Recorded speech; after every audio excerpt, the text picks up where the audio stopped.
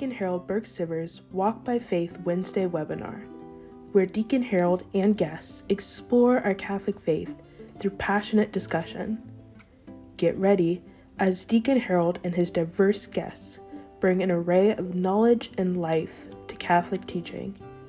You are watching Deacon Harold Burke-Sivers Walk by Faith Wednesday webinar. Hello, everyone, and welcome to the Walk by Faith Wednesday webinar. I'm your host, Deacon Harold Burke-Sivers. It's so great to be with you again this week. I always enjoy our time together. And what I also enjoy is bringing you some really wonderful Catholics that are working in the Lord's vineyard. You know, to introduce you to people that are just doing some amazing work out there that you probably would never have heard of, before. But, I'm so blessed to be able to travel and to meet people and to introduce them to you so that you can come to know the work that they're doing and hopefully be blessed by it. And today, I am absolutely thrilled to have on the show Annie Harton. Annie is someone who I met at the Catholic Marketing Network Conference and Trade Show in Chicago a few weeks ago. And she came up to my table, introduced herself to me. She's also a Notre Dame grad, like I am, so we're Domers.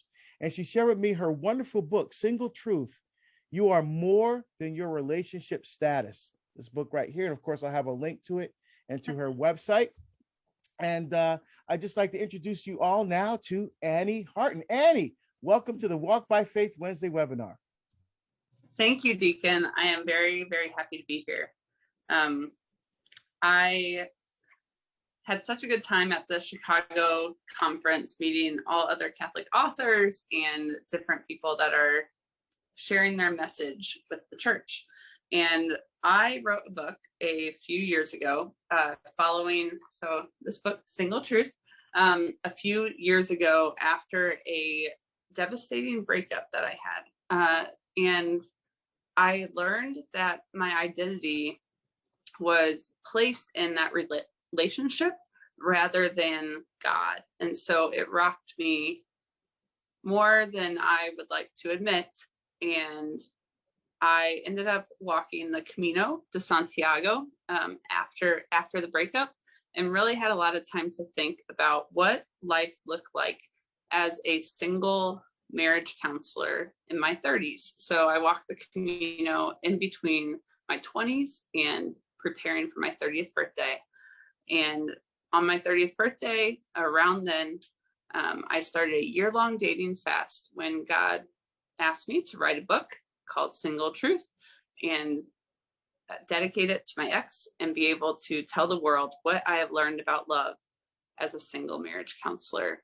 And so this has been a few years ago, and now I'm continuing to share the message and continuing to remind people that you are not defined by your job status or relationship status or anything, that we can stand in God alone, and that never changes. So even though things all around us continue to change, our identity, our love as a son or daughter of God never does change. So it's been a big blessing to be able to share my story with the world and encourage people to know that whatever season you're in, that's where God wants you right now. Wow, that's powerful. And so you mentioned the fact that you're a single therapist doing marriage and family therapy, but what was the path that led you to become a therapist? Was that something you've always felt you've been called to? Is that something you discovered as you were journeying in your faith as a high school student? Or tell us how you got to where you are now. Yeah, so I am the big sister of quadruplet siblings, and my parents have been married for about 36 years. And we have just had a family full of joy and fun and faith. And I wanted to help other families find that joy together in their own homes. My parents go on dates every weekend. My family gets along and we have a lot of fun together. So I always knew that I wanted to encourage other families as well. And senior year in high school, I took a psychology class for the first time. And I was so fascinated about how the mind worked and how our hearts work, and just how how we exist as human beings. And in college, I studied psychology at St. Mary's College and really tied in some religion in there too. So there was a religious studies program that allowed me to get a lay ministry certificate. And this led me to Notre Dame. And I studied theology at Notre Dame and received a master's in theology. And after working in the parish for a little while, I was still really drawn to this idea of counseling and the depth of psychology, and that yes, we can pray with people, we can journey with people, but I wanted to really go behind the scenes and really hear what is going on and how I can walk them through those communication challenges, difficulties and misunderstandings, just all their emotions that they're feeling, to be able to kind of take a step further than what a minister in the church would typically be able to do. So I went back to get a master's in marriage and family therapy back in Indianapolis. And since then, I've really felt there is a marriage between the theology and the psychology, and that without God, I would be insane. And I think others would be too. So it's really hard to talk about love, talk about loyalty, talk about surrender and covenant, all of that without really addressing how God made us to be married to him ultimately. Oh, that's beautiful. And now you talked about a little bit about struggle, and we're coming out of this time of COVID-19, basically a year and a half of lockdown, of being isolated, of not being able to attend mass in many places. I know my wife is a therapist too. She's a licensed therapist here in Oregon, and her business is booming. I mean, for the first time ever in her career, she has a waiting list. So there are a lot of people seeking therapy. There are a lot of people seeking help. I know there's been some tension in marriages. We've seen an increase in pornography use. We've seen an increase in domestic violence. So what are some of the things that you would say to folks now coming out of this COVID experience, this isolation? What would you say, or what would you recommend, or what kinds of things should we be thinking about as we start to hopefully begin to resume our lives again? Yeah. I believe that life happens for us and not to us. And I think quarantine has been a great blessing in many ways, though it's been hard, it's been inconvenient, it's been hurtful in a lot of ways. There's a lot of numbers about mental health being a big struggle, and all of the ways that being cut off from society, so to speak, is going to be endangering our human nature to not be connected to community.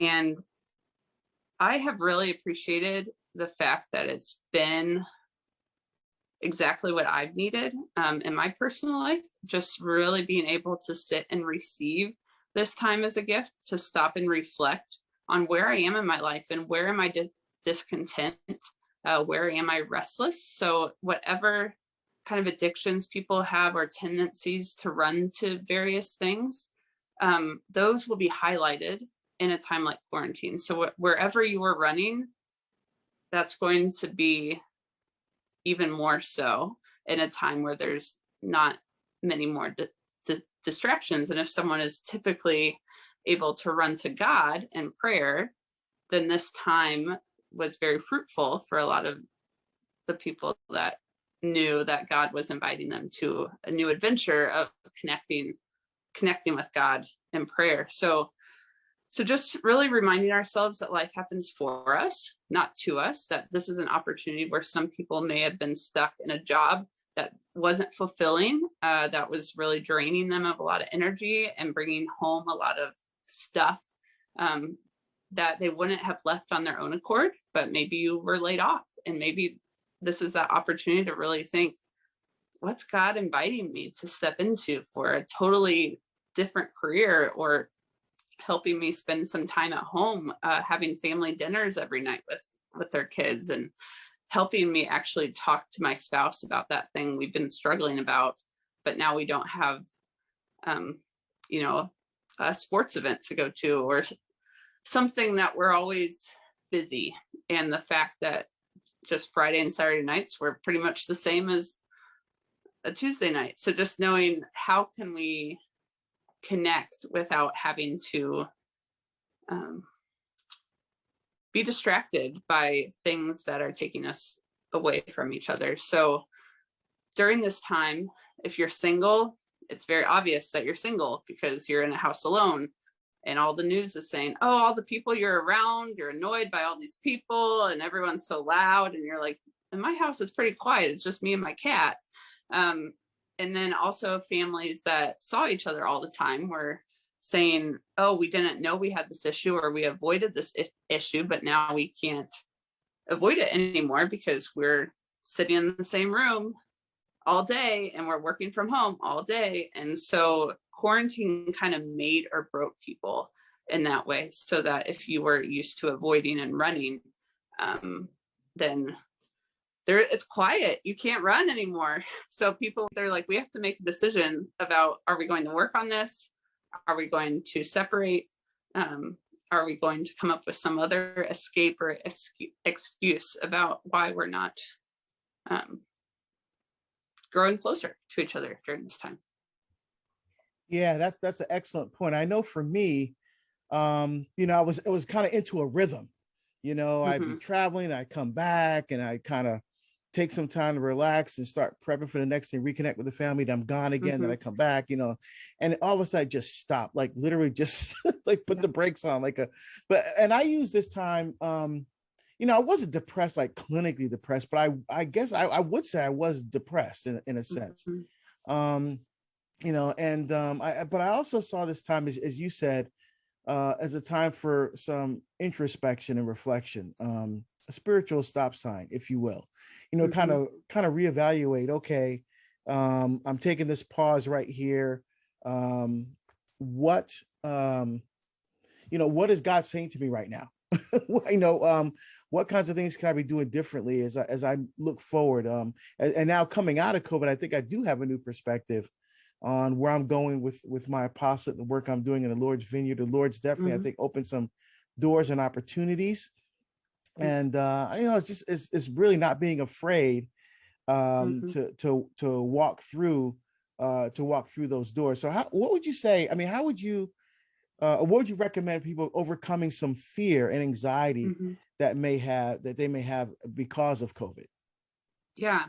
One of the best pieces of advice was from my friend at the beginning of COVID, because I was nervous about going through lockdown as a single young adult who connects with people. I live my singleness by being available to others and being involved in my community.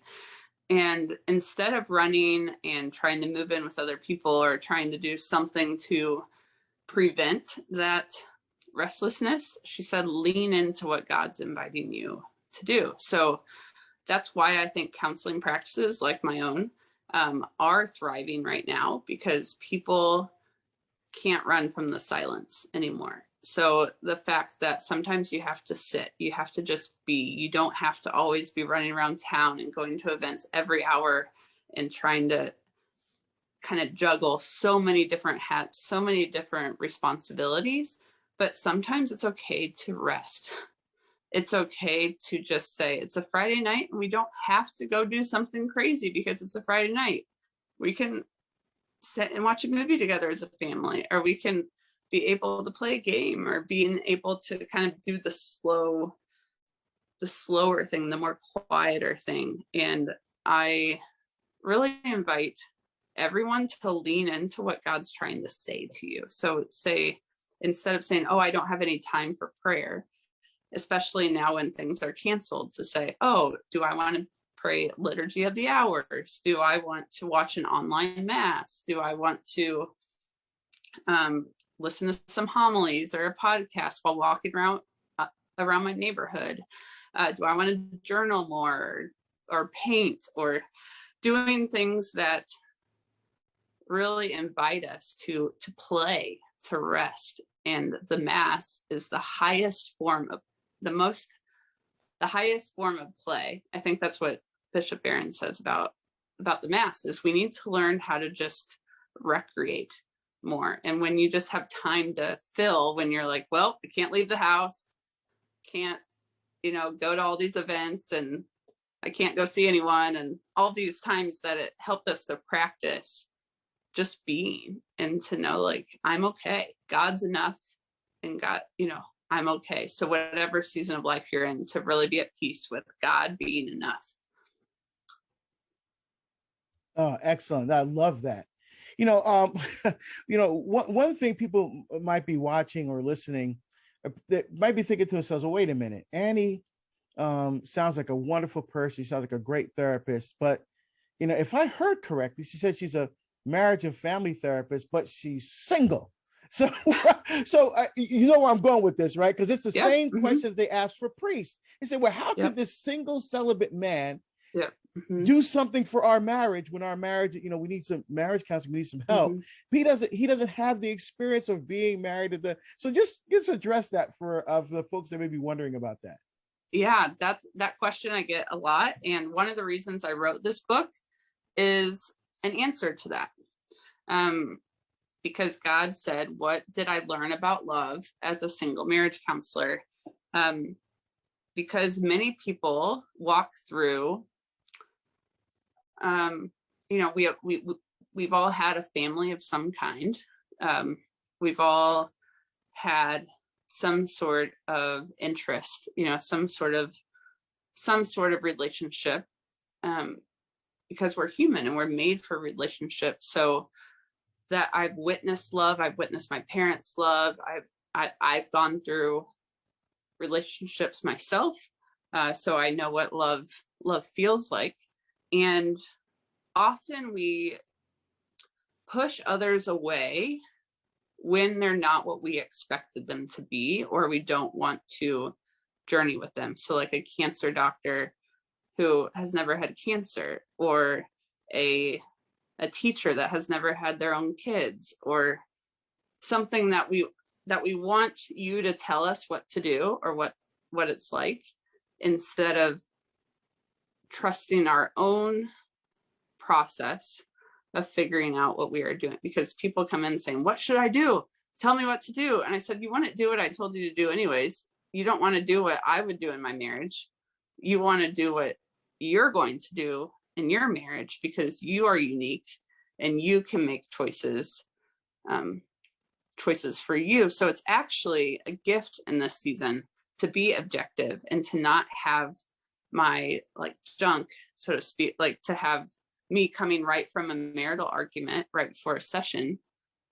I don't have that right now. So I'm actually more objective to know it's not about me telling you what to do. It's me knowing the right questions and to guide you so that you figure it out. I'm not doesn't have to do with me in the room. I'm just helping them journey through their relationship. Yeah, that's an excellent point. Well said. Well said. You mentioned your book before. Let's talk about that a little bit now. Okay. Your book here, Single Truth: You Are More Than Your Relationship Status. It's going to available, of course, from your website, which I'll show people here in a second. But and looking through your book here, it is really quite impressive. First of all, the beautiful dedication to your ex, what you said was very painful experience, as for many people, but their hearts will be filled with hatred and resentment. But obviously, yours is not. And this book is the fruit, I think, of some time of serious reflection. And so you bring out many wonderful themes in this book. You talk about love is free, love is faithful, and love is fruitful. Those are kind of the three main themes here. But let's talk about this first piece. We use about you are worthy of love.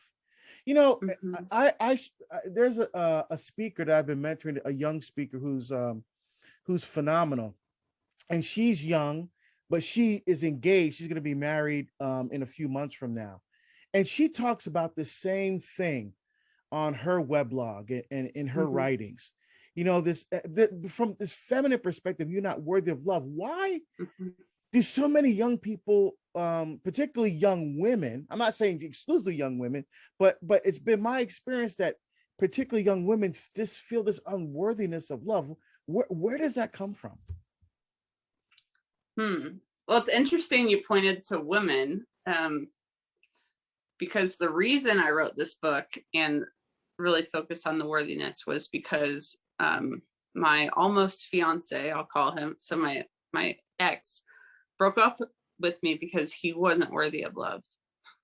So kind of part of the letter, I think God was saying, like, dedicate this to him and remind him that he is worthy, And so I think a lot of men nowadays really have this idea of what relationships should be, or how much you have to be put together and figure everything out and deserve this girl. Like, there's, a toxic masculinity, and there's a very high confusion in the world and its culture to know how to lead well and how to feel worthy and enough and adequate.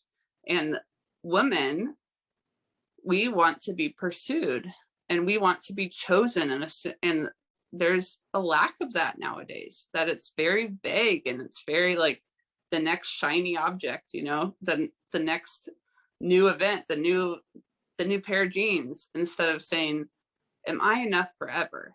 Like, are you going to desire me next year in the same way that you desire me this year, or something that we need to be able to trust and feel secure. Women are very drawn to security and drawn to this romance, to feel chased, to feel loved and wanted and desired. And I love the enunciation.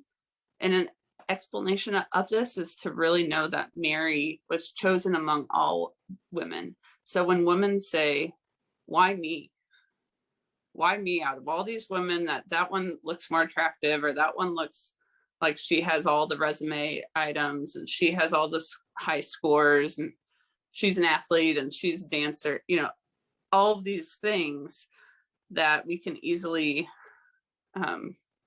compare ourselves, especially in the social media culture where everything's so put together and filtered and everything. We want someone to see us and call us beautiful and really desire the beauty that we have inside of us, not always on the exterior, but the struggles that we carry in the interior. Yeah, that's beautiful. Again, well said. I love that. One of my favorite sections is in this book is when you talk about listening to the lover, and I love that because, we're in a culture that's afraid of silence, is afraid of that encounter. And so we even, I've seen this more and more now traveling around, that people are just walking around with earbuds in their ears. Mm-hmm. I get it on the plane and stuff like that, but just like even in the grocery store, even at home, people are walking around. And silence is like, what am I supposed to be doing now? I'm supposed to be doing something now. And they just can't relax in that silence. Can you talk about that, about listening to the lover and the power of silence? Yeah. Well, I do talk about in the book my experience on the Camino. I went by myself and I brought headphones. I brought other means because, when I'm walking all day, every day for 2 weeks, I don't know who's going to be with me, or if I'll get bored, or if I'll need to kind of feel some good jam kind of as I walk across the Spanish countryside. But I was so surprised that I did not turn on my music once, because I was hungry for the silence, because there's so many people that you've run into, you have great conversations, you're always surrounded. And I said, wow, I need to have some days where I can actually do what I came here to do, is like to reflect and to think. And so there were a couple of times where I had to intentionally push back on any like social invitation or other people I was with. And it was so beautiful to hear my boots on the ground, my walking stick, just the quiet flow of one step after the other, and climbing up this mountain, and really reminding myself that God is there. We just run from him all the time. And my Lenten observance this past Lent was to give up any unnecessary noise in the car. And that's been such a grace. That's been such a grace for me, because we have so many margins in our day. We have so many opportunities where God wants to speak to us, whether it's first thing when we wake up, last thing when we go to bed, before a meal, on a walk, maybe during a little break at work, when we are in the car. So we all commute generally in American culture, and God gives us those little windows of time to just sit with him and drive. But we reach for the radio. We try to give someone a call, and we try to do that. And one of the biggest blessings I had was learning to pull my rosary down from my rear view mirror, that it was hanging right there.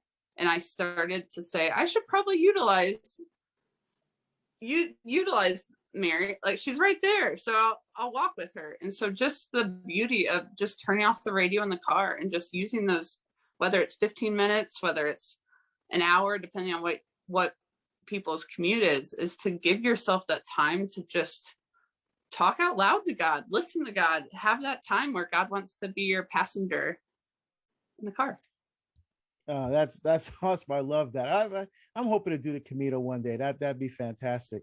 And I think everyone also needs an outlet, some form of artistic expression. For me, it's music. I'm a musician. I play guitar while I say I hack away at the guitar.